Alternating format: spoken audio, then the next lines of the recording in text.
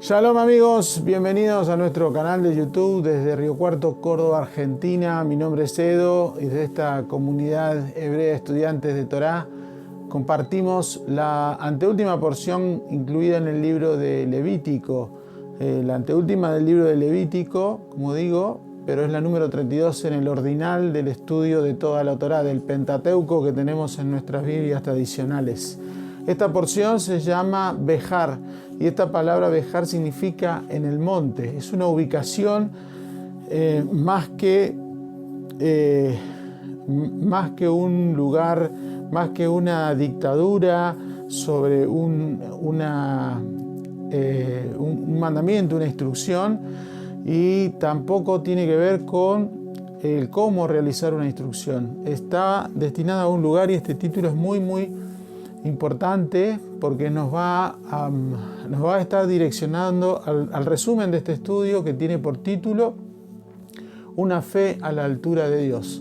Es una pregunta que tenemos que hacernos: ¿cómo va nuestra fe? Si está a la altura de Dios, y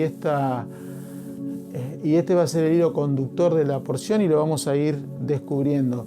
Esta porción en años normales se lee con la próxima, que se llama Bejucotai, con la cual concluye el libro de Vaikra, de Levítico. Pero en este año se lee por separado, ocupa solamente un capítulo, el 25, y el primer versículo del capítulo 26. Pero hay una información muy importante que vincula este título, Bejar, con el desarrollo de esta porción, que tiene instrucciones muy particulares que tienen que ver con estatutos que tiene que llevar el pueblo adelante para apreciar la fidelidad del Eterno, la provisión del Eterno, el amor y el cumplimiento de las promesas que el Eterno hizo al pueblo de Israel y a los patriarcas, ancestros, a las semillas de la fe, los patriarcas que estuvimos estudiando en el libro, o que aparecen en el libro de Génesis, en el libro de la genealogía de toda la Torá. Vamos a empezar a leer, pero nos vamos a encontrar con un capítulo 25 lleno de instrucciones un poco complicadas desde algún punto de vista, porque vamos a estudiar el año sabático, el año Jovel o de jubileo, y después las leyes humanitarias vinculadas al trato de personas que caen en ruina o empobrecen y son personas que tienen algún vínculo con el pueblo eterno. La Torá les dice: si un hermano tuyo está en ruina, pobreza, esclavitud. Entonces, y está todo enlazado y todo tiene que ver con este título, en el monte, en el nombre de la porción. Vamos a leer el primer versículo, vamos a estudiar rápidamente, lo vamos a hacer efectivo. El versículo primero del capítulo 25, donde inicia la Torá, dice: Adonai habló a Moshe en el monte Sinaí diciendo, versículo 2, transmítele a los israelitas lo siguiente: diles, cuando ingresen a la tierra que les daré, también la tierra deberá observar un período de descanso sabático, consagrado al Señor. De modo que 6 años podrás sembrar tu campo, y 6 años podrás podar tus viñedos y recoger su fruto. Pero al 7º año la tierra deberá tener descanso absoluto. Shabbat consagrado a Hashem. Tu campo no deberás sembrar, ni tu viñedo podrás podar. Tampoco deberás cegar lo que siga creciendo espontáneamente de tu cosecha, ni recoger las uvas que te hayas reservado de tus viñedos. Es un año de descanso para la tierra. Versículo 6. Lo que la tierra produzca espontáneamente en el año sabático será para que lo coman ustedes, tu sirviente, tu sirvienta, tu jornalero, los residentes que estén contigo, y también para tus animales de ganado y otros animales que haya en tu tierra. Ese producto servirá como alimento. En estos 7 primeros versículos hay mucha información poderosa y mucha información totalmente aplicable a nuestros días, a nuestras jornadas. Se instala el año sabático. Vamos a estudiar un poco Y vamos a repasar qué es esto del año de reposo, del año sabático.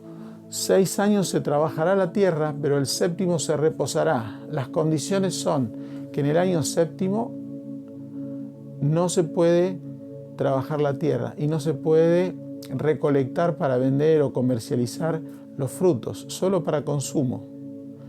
¿Está bien? Así que si nos ubicamos temporalmente, son 6 años de trabajo para sembrar el campo, trabajarlo y viñar las uvas, o sea, recoger las uvas y obtener fruto.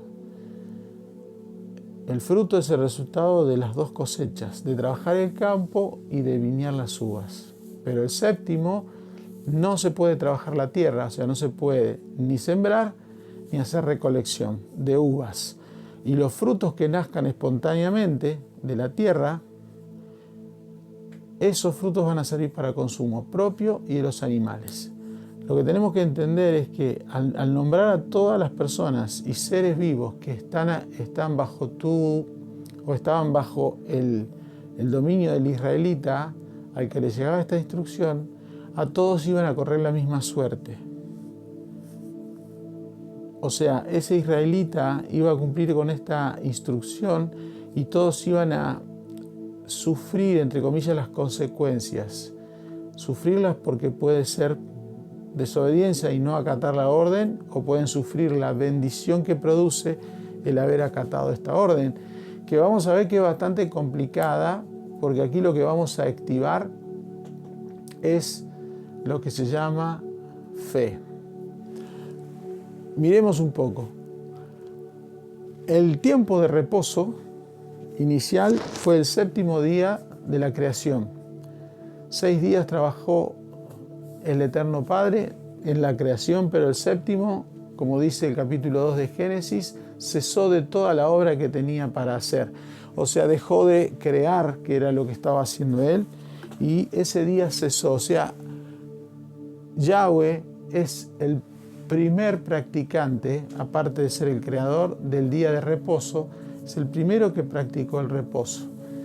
El Shabbat, que significa cesar, fue el único día bendecido y separado, consagrado, que tiene Yahweh de los 6 días anteriores. De hecho, la numeración de los días anteriores es consecuencia, o se le puso esa numeración para destacar al séptimo. El séptimo es el de relevancia, pero para identificar al séptimo había que identificar el primero, el segundo, el tercero y el cuarto. Esos números ordinales que identifican los 6 primeros días de la creación son a causa, por la razón de que tenían que identificar el Shabbat. El Eterno reposó, es el primero que lo practicó. Y ese reposo, como dicen los evangelios, dice Yeshua, el Shabbat fue creado por causa del hombre y no el hombre por causa del Shabbat. Por lo tanto, el próximo en reposar y llevar adelante la instrucción fue el hombre. El hombre. La instrucción del Shabbat está puesta literalmente a la salida de Egipto. En el capítulo 16 de Éxodo, la instrucción era vivan, disfruten el Shabbat, y fue el primer Shabbat una semana después de que empezó a caer el maná. De hecho, estamos cursando el mes en el que el maná caía por primera vez hace 3.300 años atrás. Bueno, el primer Shabbat en el desierto, que fue marcado por el Eterno, es una semana después de caer el maná, y ahí el hombre recuperó el maná. En el Sinaí, la instrucción decía: recuerden y guarden el maná. O sea, el cuarto mandamiento, el cuarto pronunciamiento es referente a guardar el maná. Hasta aquí, que en 7 días el hombre pare de producir y Dios descanse, creo que cualquiera lo puede soportar. En términos prácticos y trágicos, yo puedo comer 6 días, pero si el séptimo no como, no me voy a morir. No me va a pasar nada, me aguantaré y el primer día de la nueva semana comeré hasta saciarme. Digo, que pare el hombre un día y que el Eterno también pare un día, no pasa nada. Es aceptable, es creíble. Pero acá el Eterno dice, 6 años se trabajará la tierra, pero el séptimo no se va a trabajar. El último año de siembra es el sexto. Y no se puede volver a sembrar hasta el octavo, porque el séptimo había que descansar. Si el sexto año es el último de siembra, la producción es del sexto año. Y se tenía que recolectar el sexto año. Si crecía algo en el séptimo año, era solo para consumo. Así que la producción del sexto año tenía que servir para el sexto año, para el séptimo año y para el octavo año. Porque el octavo año se volvía a sembrar, pero no se iba a recolectar. Se recolectaba el noveno, lo que se producía el octavo. Quiero que nos ubiquemos que el Eterno está desafiando la fe del israelita que vive en vos y que vive en mí, a decir, ¿te animás a estar 3 años sin producir? A comer de la producción del sexto, con el agravante siguiente. El primer año, después de haber descansado la tierra está fortalecida y empieza a producir. Y a medida que pasan los años, el poder productivo de la tierra se va desgastando, va disminuyendo. Imagínate que el sexto año la tierra está literalmente cansada y su calidad de producción es magra o no es tan buena como la del primero. 6 días. ¿Cómo terminás la semana en el sexto día? ¿Cómo habitualmente? ¿Con qué energía, con qué ganas estás esperando el Shabbat? Pero más que nada, vamos a ser sinceros, para descansar de la locura que fueron los 6 días. Bueno, la tierra está cansada. Su producción no tiene la calidad que del primer año. Y esa producción del sexto año de una tierra cansada, dice Dios, eso te va a alcanzar para comer el sexto, el séptimo y el octavo. Comerás el fruto añejo, dice la Torá. Aquí lo que se está desafiando, yo espero que haya llegado el mensaje, es la fe. Porque una cosa es que descanse el hombre un día de 7, que se pasa rápido, y que el Eterno descanse un día de 7, y que ese día no atienda las oraciones, por decirlo en un extremo, no es así, pero a que en un año, que se trabaje en 6, pero el séptimo año no se trabaje.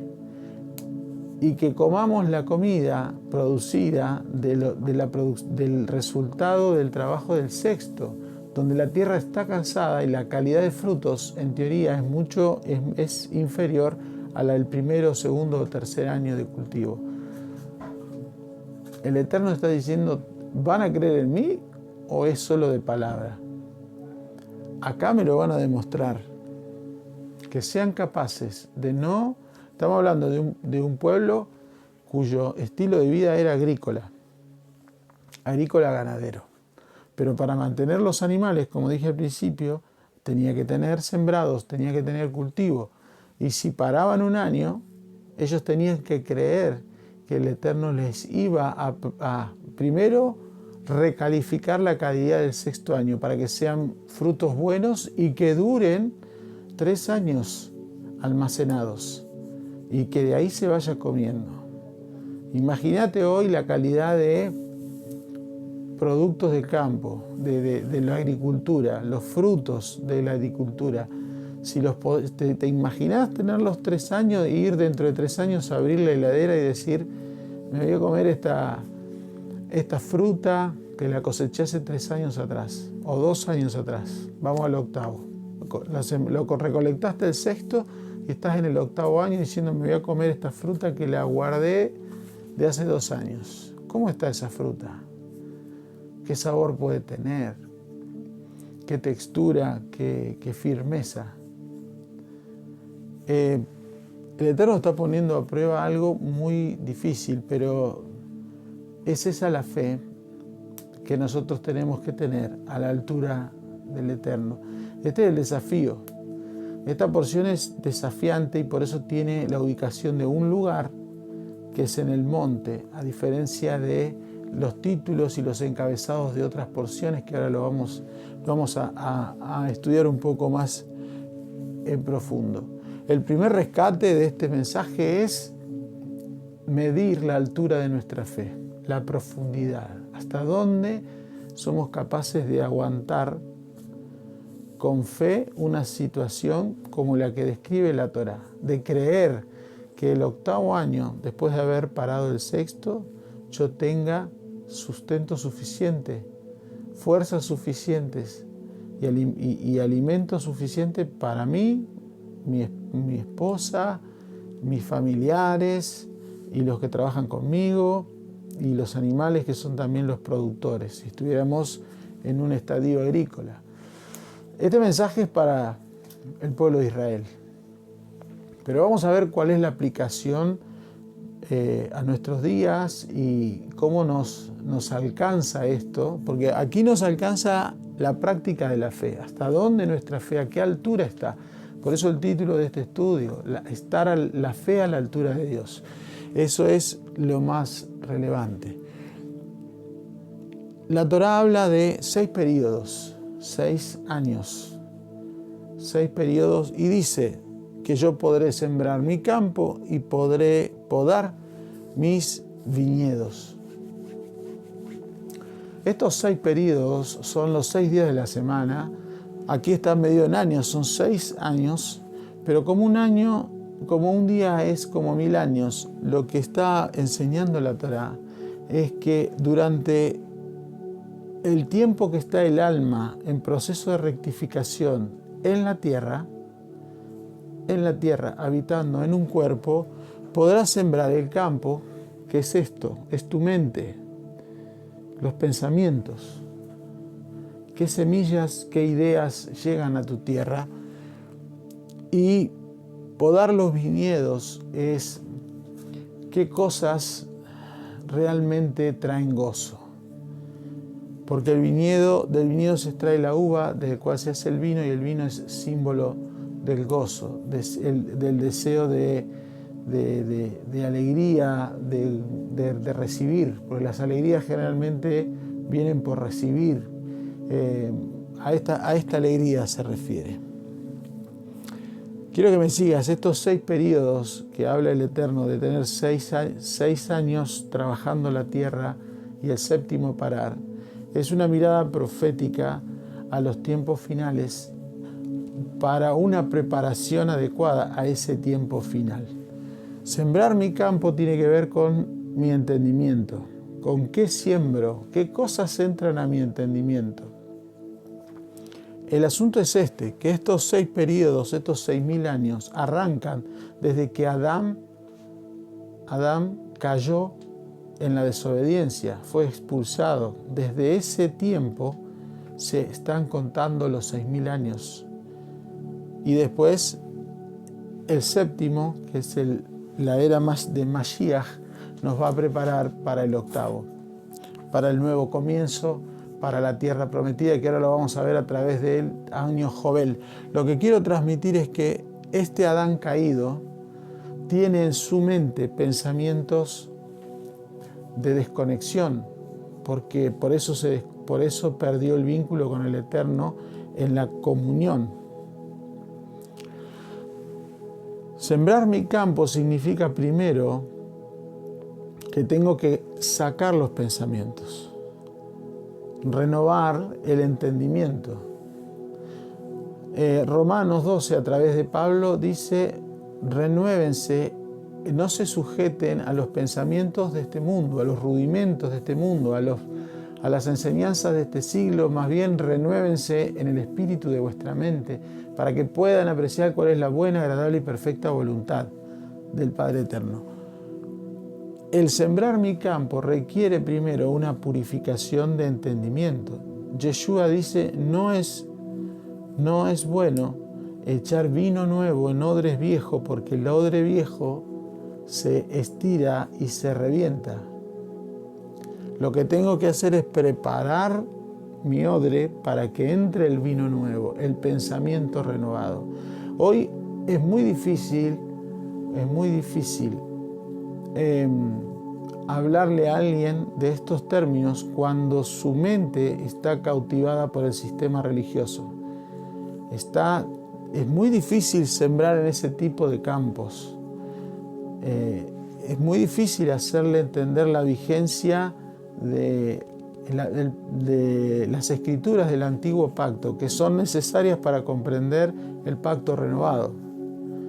Aunque el pacto renovado es una práctica mucho más saludable que la estrechez que tenía, de la rigidez que tiene el antiguo pacto. Pero el antiguo pacto es sombra de ese pacto renovado. Y Yeshua vino a explicar lo que se había oído mal, lo que se había enseñado mal. Sembrar el campo dice que yo tengo que renovar mi entendimiento, tengo que cambiar mi manera de pensar para comprender mejor al Eterno y para poder practicar una fe más acorde a la fe que espera el Eterno Padre. A eso se refiere. ¿Cuánto tiempo tiene nuestra alma para renovar su entendimiento? 6 periodos, 6.000 años. Mientras esté en un cuerpo, el alma tiene que corregir, rectificar. Podar mis viñedos significa empezar a dejar de lado todas aquellas alegrías que son de luz directa. La alegría de luz directa es esa alegría que empieza y termina, no produce gozo, es una alegría transitoria. ¿Se puede disfrutar? Sí. No sé, gané un partido de fútbol, hice un gol, me pude comprar el televisor que quería. Son alegrías de luz directa, alegrías que no traen un gozo permanente. Por lo tanto, el Eterno dice, hay que podar. Podar es, no quiero tener más alegría comprándome algo o ganando partido de fútbol. No está hablando de eso. Está hablando de que eso no tiene que ocupar un lugar de relevancia como el gozo de descubrir algo más de mi identidad, de descubrir algo más que estaba mal en mi vida. Ese gozo que viene de poder corregir, de poder avanzar y desarrollarse, de poder prosperar desde el alma. El apóstol Juan en la 3ª carta, en el 2º versículo dice, amado, yo deseo que seas prosperado en todas las cosas. La prosperidad material es la secuela o es la consecuencia de cuidar la salud, que es lo que dice después, tenga salud, así como prospera tu alma. Tiene que haber un desarrollo equilibrado desde el alma que impacte de tal manera en la prosperidad material, todas las cosas. Entonces, podar los viñedos es separar qué cosas producen alegría y darle un lugar de prioridad, qué gozo, qué satisfacción y qué alegrías son esas transitorias que solo duran lo que dura ese momento. Y ellas tienen que existir, pero que esas emociones no perturben el tiempo del gozo permanente. Yeshua, hablando de la vid verdadera, él dijo, yo soy la vid y vosotros sois los pámpanos.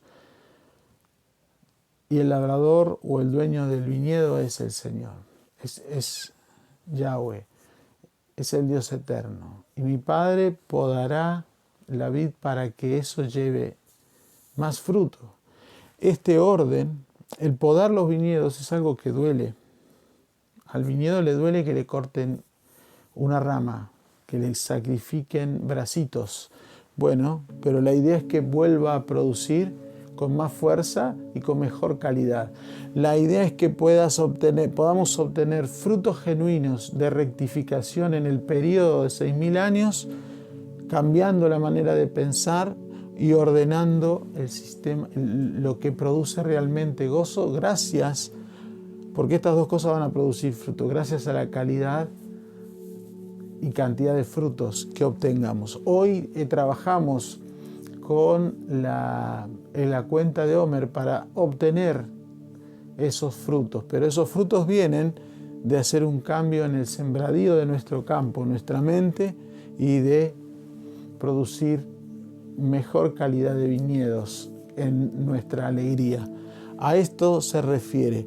Este trabajo, cuando se hace bien, lo que hace es rectificar a Génesis capítulo 3, versos 17 y 19, que hablan de la condenación en el juicio al hombre por haber escuchado la voz de tu mujer y no haber guardado la palabra que decía del árbol que está en el árbol del conocimiento del bien y el mal. No comerás, pues ahora maldita será la tierra, cardos y espinos te crecerán, deberás trabajar con el sudor de tu frente para obtener el pan.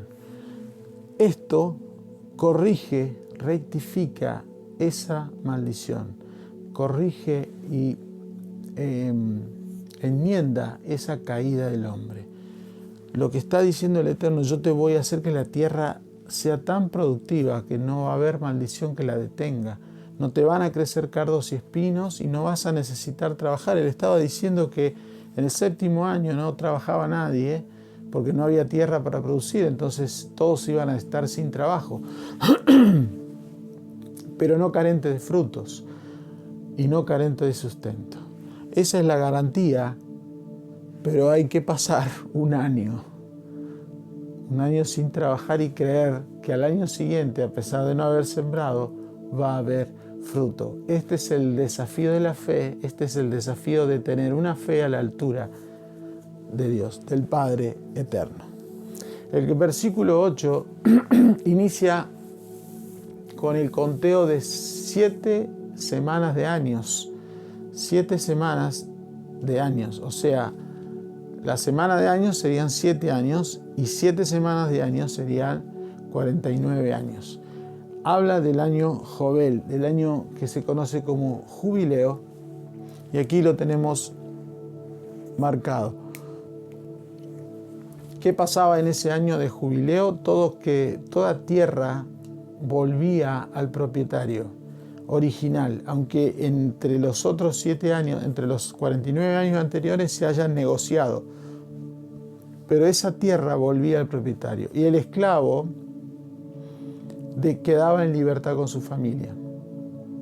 Esa era la bendición del año 50 y era un año de festividad. En el día 10 del mes séptimo, en la fiesta de Yom Kippur, se sonaba el shofar y se declaraba la libertad. La libertad. Acá vamos a poner libertad.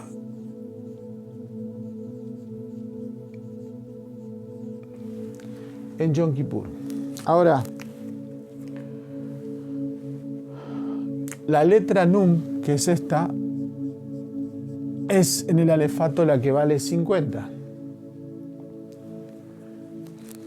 La letra Nun vale 50, igual que el numeral de la cantidad de años para el año de libertad. Y vamos a ver un vínculo terrible. La letra Nun es la número 14 del alefato. Desde Aleph, Bet y así sucesivamente, la número 14 es la Nun. Y esa número 14 es muy especial porque en estas 3 letras que hay aquí, que suman 14, encontramos el nombre de David. Y la letra Nun, entre sus significados, significa reino. Desde que el rey David se estableció como rey, elegido por el Padre Eterno, se estableció el reino de los cielos en la tierra. El rey David era un hombre conforme al corazón del Padre Eterno. Y ahí es donde Israel fue un reino y empezó a tener un rey, que es una mirada profética del reino davídico, del reino mesiánico, porque de él iba a nacer, o de esa genealogía iba a nacer el reinado mesiánico, que Yeshua vino a manifestar diciendo: arrepiéntanse, el reino de los cielos se ha acercado. Ese es el reino que se estaba manifestando. Ahora, 7 semanas de años, que son 49 años, es el mismo conteo que se hace entre Pesaj y Shavuot, o semanas. o Pascua y Pentecostés.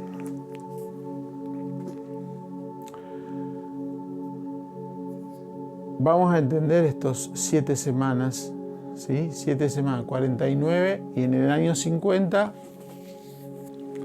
es el año Yobel.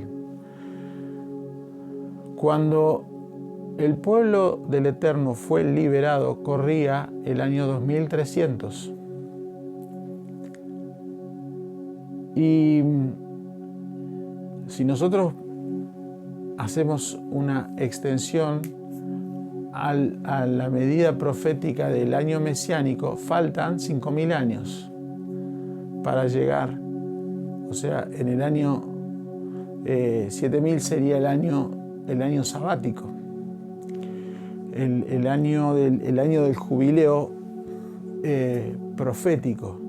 Lo que estamos viendo aquí, que la misma manera en que nosotros medimos la cuenta del Omer, que es la distancia de 49 días o 7 semanas de 7 días hasta Shavuot, es una mirada profética al jubileo eterno, porque cuando llegue el año 50 va a ocurrir lo que dice la Torá: todos volverán a su tierra y todos estarán en libertad. ¿Quiénes? Los israelitas.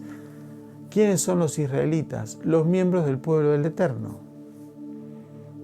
O lo mejor dicho, israelita es aquel que está en sujeción a la Torá, a la palabra del Eterno, y cumple con las instrucciones del Eterno, conforme estén dictadas, y particularmente para nosotros cómo las transmitió y las enseñó Yeshua. Él nos dejó un estilo de vida que es el del israelita, que forma parte del pueblo del Eterno. Un corazón humilde, un corazón agradable al Padre. Esta medida entre Pascua y Pentecostés, que es de 49 días, o sea, 7 semanas de 7 días, más un día 50, que es la fiesta de la libertad, es simplemente un ensayo profético de estas 7 semanas de años. 7 semanas de años, para que cuando lleguemos al año 50, en milenios, se cumpla que todos volveremos a la tierra prometida, todos volveremos a Israel, todos seremos libres y todos tendremos ese nuevo comienzo en libertad. Esta es la mirada profética de este año de jubileo que está transmitiendo la Torá. Voy a avanzar y voy a empezar a acelerar un poquito, porque a partir del verso 18 y 19 vienen las instrucciones del Eterno para empezar a tratar, a considerar las bendiciones del jubileo, y también al trato de aquellos que están en ruina y pobreza y que tienen un vínculo con todo esto, porque pareciera que son leyes sociales que no sé qué tienen que ver con el jubileo y los años de reposo. El versículo 18 y 19 dice: cumplan mis decretos y observen, 18, y observen mis leyes y cúmplanlas, así podrán vivir seguros en la tierra prometida. Y además la tierra dará su fruto, comerán hasta saciarse y vivirán seguros en ella. Esto es la provisión.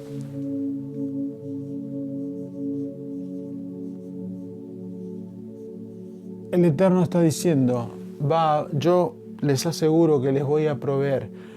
Obviamente que tiene que ver con la obediencia. Todo tiene que ver con obediencia.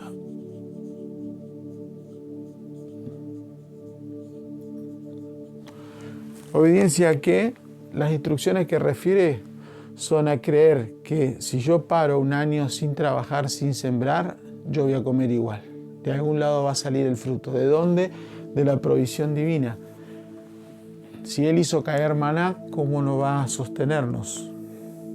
Lo sostuvo 40 años a los hebreos en el desierto. El versículo 20 dice: y si se cuestionasen, ¿qué comeremos en el séptimo año, ya que no podremos sembrar ni recoger nuestros productos? El 21 dice: yo dirigiré mi bendición a ustedes en el sexto año, de modo que la tierra produzca suficiente cosecha para los 3 años. Esa es la promesa.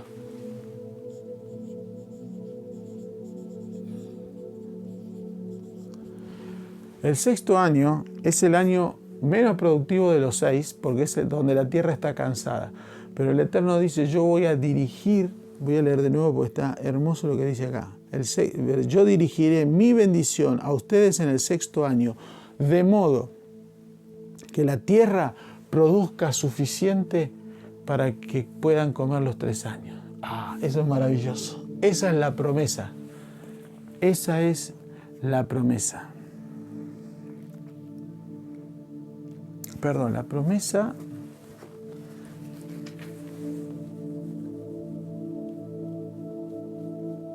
no está acá. Acá está la duda, porque hay una pregunta, pero es eso lo que dice. Si se cuestionan, ¿qué comeremos en el séptimo año, ya que no podremos sembrar? El versículo 20 dice que puede haber entre los hebreos duda, entre los israelitas, entre vos y yo. ¿Cómo vamos a hacer? ¿Cómo salimos de esta? ¿Qué va a pasar mañana? Hoy tengo, pero ¿y mañana? Si no trabajo, si no produzco, si no estoy ocupado en producir, ¿qué va a pasar? ¿Qué va a pasar con la economía del país, que está todo parado? Aquí en Argentina está todo muy limitado y muy parado. ¿Qué va a pasar el mes que viene? Si este mes no estamos produciendo, ¿con qué vamos a pagar los servicios? ¿Con qué vamos a pagar los alquileres, las rentas? ¿Con qué vamos a sostener los impuestos?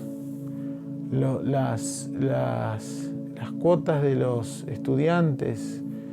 ¿Cómo sostener a mi hijo que está estudiando en otro lugar? Cuando una economía está parada, porque acá lo que le está diciendo, se para la economía en el séptimo año.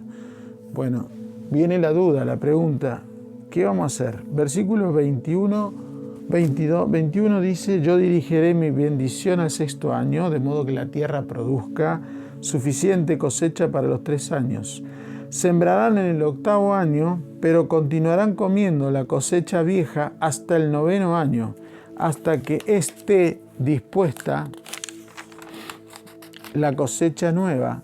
Continuarán consumiendo la vieja. Y eso sí, esto sí es la promesa.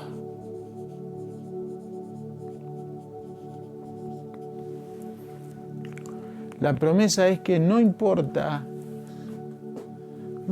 la realidad de afuera, por la obediencia de los versículos 18 y 19, y creyendo en la provisión divina, a pesar de la realidad donde la economía está parada, lo que va a haber es multiplicación de frutos. Dirigiré mi bendición. Cuando el Eterno dirige bendición, lo que hace es multiplicar. Si daba 1, dará 2, dará 3, dará 4.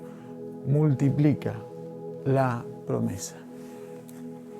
Esta es la seguridad que trae estos versículos. A partir del versículo 25 comienza a tratar el rescate de la propiedad de una persona que entró en ruina, que se empobreció, que tiene que vender sus propiedades para poder sostenerse.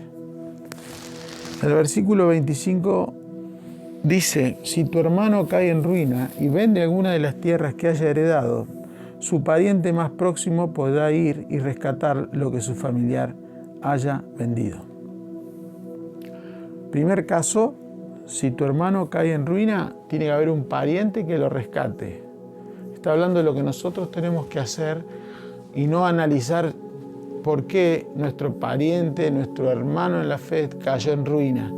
Acá está hablando de la actitud nuestra hacia él. El versículo 35 dice, si tu hermano empobrece y pierde su habilidad para automanutención, deberás sostenerlo, sea prosélito residente, para que pueda vivir junto a ti. Aquí está hablando de empobrecimiento. También habla de la conducta nuestra, sin evaluar por qué se empobreció y por qué perdió la habilidad de producir. Versículo 39, si tu hermano empobrece y es vendido a ti,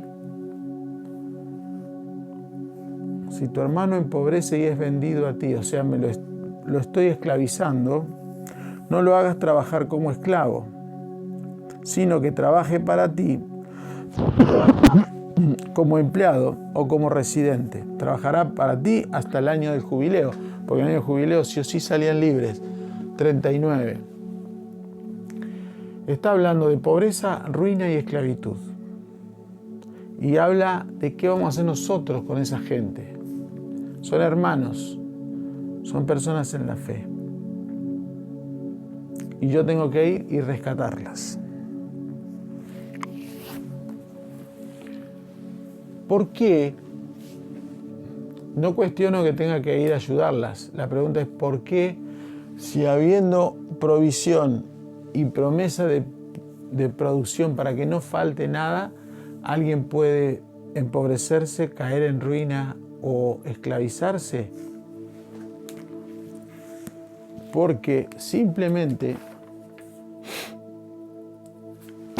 esta pobreza de acá es producto de creer más a la duda, pobreza y ruina.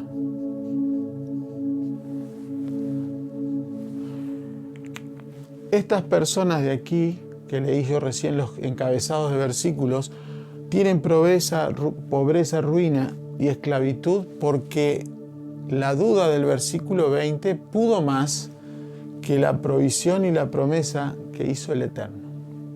Y automáticamente la duda lleva a la desobediencia y a la, no sé si a la maldición, pero sí a no tener la bendición de la provisión y la pobreza. Estas personas de aquí no cumplieron con la instrucción del reposo. Hicieron trabajar el campo el séptimo año, produjeron o no, pero estoy seguro que esa producción no les fue suficiente para autosustentarse, como decía aquí recién. La Torá nos está enseñando que cuando nuestro nivel de fe va en contra del nivel de fe del nivel de obediencia, es un peligro, porque esa persona que cayó en pobreza, ruina y esclavitud tenía familia y está conduciendo a la familia hacia ese lugar, hacia la destrucción, a la esclavitud, a la pobreza, porque dudó de que el Padre Eterno fuera capaz de multiplicar y hacer mantener la calidad alimenticia de esos productos 2 años más. O sea, lo del sexto tenía que durar hasta el noveno. Dice que lo tenías que comer el noveno como fruto añejo, pero comerlo. O sea, tenía las propiedades para alimentarte y sustentarte. Y el versículo 47, esto es muy interesante, ¿no?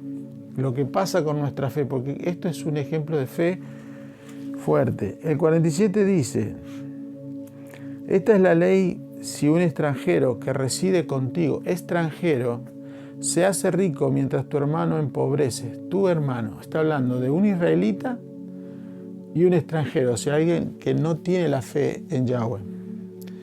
Tu hermano empobrece estando con él y es vendido a un extranjero que reside contigo o a un ídolo de la familia.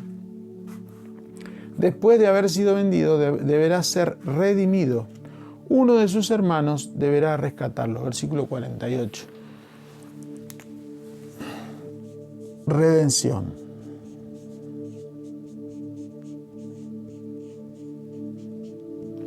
Este está hablando nada más ni nada menos de un extranjero que tiene esclavo a un israelita. Y nosotros sabemos, tiene que haber un hermano que salga a rescatarlo. Moisés dijo: otro profeta como yo se levantará de entre nosotros, un hermano de ustedes. A él escúchenlo. Moisés estaba hablando del Redentor. Así como Moisés fue el Redentor del pueblo físico para salir de Egipto, hay un Redentor espiritual del tiempo futuro que anunciaba Moisés, que es Yeshua, para rescatar al hermano que era israelita, pero en esclavitud bajo el extranjero. Hoy estamos en el exilio de Roma, el exilio romano. Por eso Yeshua llegó en tiempos de Roma a producir la redención, rescatar de la esclavitud a tu hermano que estaba vendido como esclavo a un extranjero. Este versículo es totalmente profético y habla directamente de nuestra misión como ministros de reconciliación, como dice la segunda carta de Corintios en el capítulo 5. Nosotros somos los embajadores de la luz del Padre Eterno que quiere que el hombre se reconcilie. O sea, nosotros tenemos que ir por los israelitas que todavía siguen esclavizados en el exilio de Roma.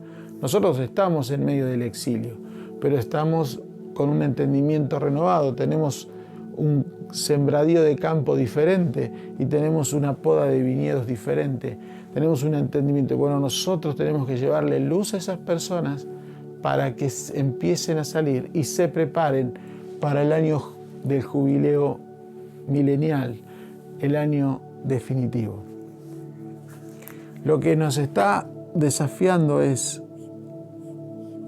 esta porción es fe y sostener la fe.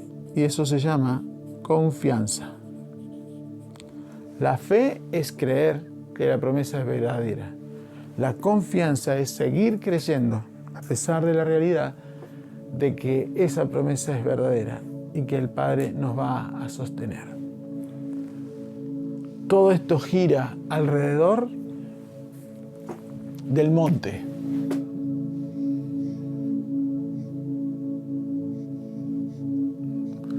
Del monte Sinaí, un lugar. ¿Qué lugar es ese? El lugar donde la altura de la fe del Eterno se nota y donde espera que nosotros alcancemos esa fe. Sinaí, esto es Sinaí, que es el lugar. Todas las leyes fueron dadas por el Eterno en el Sinaí a Moisés, pero en ninguna de las porciones donde se transmitieron leyes, preceptos, instrucciones, se nombró que era el monte Sinaí. Solo en esta porción donde se desafía la fe de esta manera, nuestra fe, a mantenerla y sostenerla en las promesas, aparece Sinaí. ¿Por qué aparece Sinaí? Sinaí es una palabra hebrea que tiene estas 4 letras y cuya suma da 130. 130 es 10 por 13.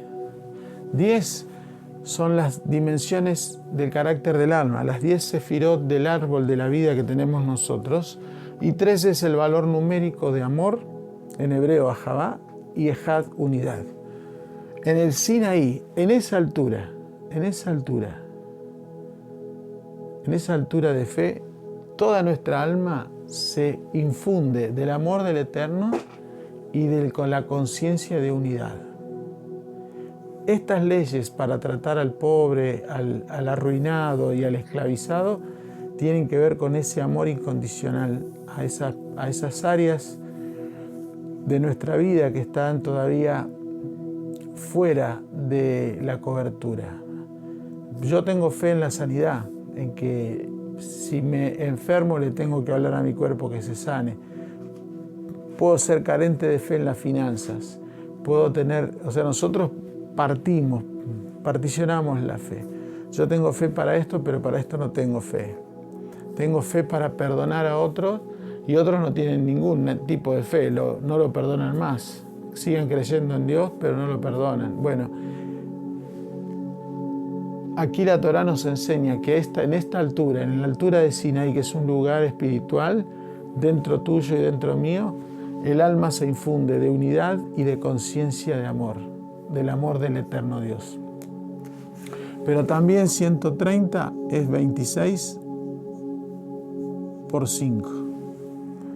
5 es manifestación, 5 es la letra Hei, es la letra creadora.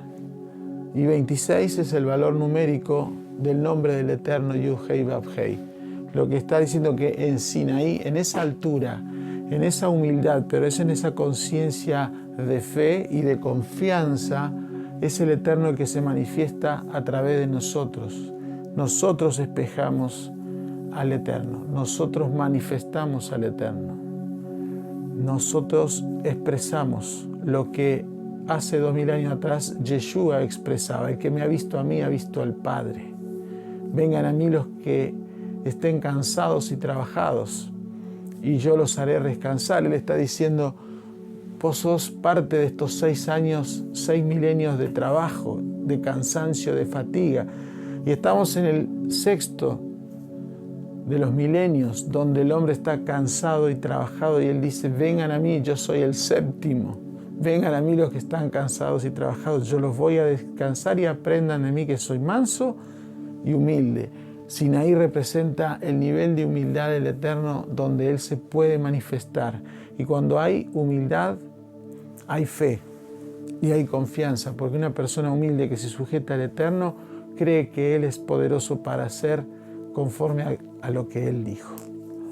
Este es el mensaje para que nosotros activemos una fe superior, más allá de una expresión verbal, más allá de un conocimiento teológico. Esta fe es una fe activa que se maneja desde la humildad, desde la altura del Sinaí, y hace que el Eterno se manifieste en nosotros, con nosotros y a través de nosotros. Desde Río Cuarto, Córdoba, Argentina, te saludamos. Que tengas una hermosa fiesta de reposo, un Shabbat maravilloso, que esto te haya enriquecido.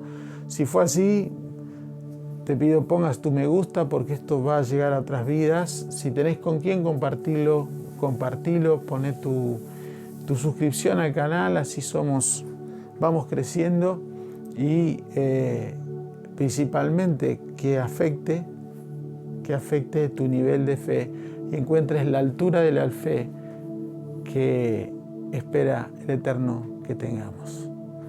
Shabbat Shalom.